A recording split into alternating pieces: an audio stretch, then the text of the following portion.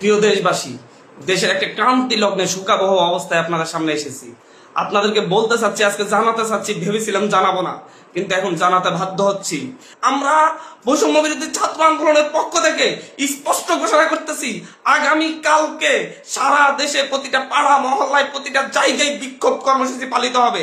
আর আগামী কালকের পরে পরশুদিন থেকে সর্বাত্মক অসহযোগ আন্দোলন পালিত হবে। সর্বাত্মক অসহযোগ, কোনো ট্যাক্স দেওয়া হবে না এই সরকারকে, এই সরকারের অফিসে যাওয়া হবে না, কেউ তার অফিসে যাবে না, কেউ তার সরকারি বেসরকারি সকল অফিস বন্ধ থাকবে, সচিবালয় বন্ধ থাকবে, এভরিথিং বন্ধ থাকবে। গণভবনে কোনো বাস গাড়ি ঢুকবে না, বঙ্গভবনে কোনো গাড়ি ঢুকবে না, এভরিথিং অফ থাকবে এবং সরকারকে সর্বাত্মক অসহযোগিতা করা হবে।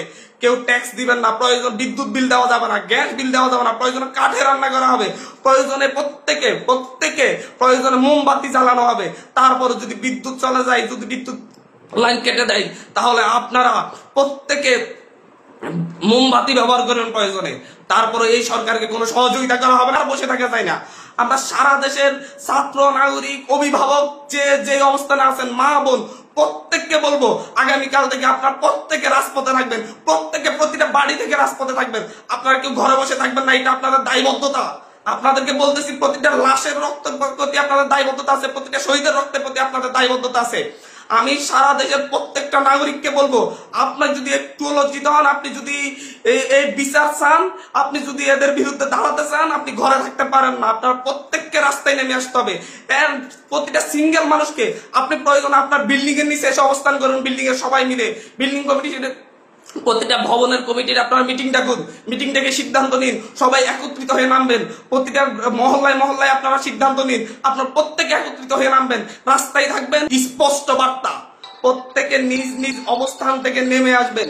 প্রতিটা ঘর মহল্লা, প্রতিটা পাড়া, প্রত্যেকটা মানুষ আপনারা রাস্তায় নামবেন।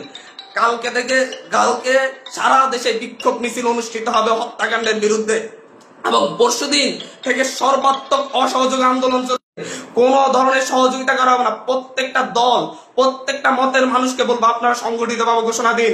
প্রতিটা দলকে বলবো, বিএনপি হোক, বাম হোক, ডান হোক, যত দল আছে প্রত্যেকটা দলের প্রতি উদাত্ত আহ্বান।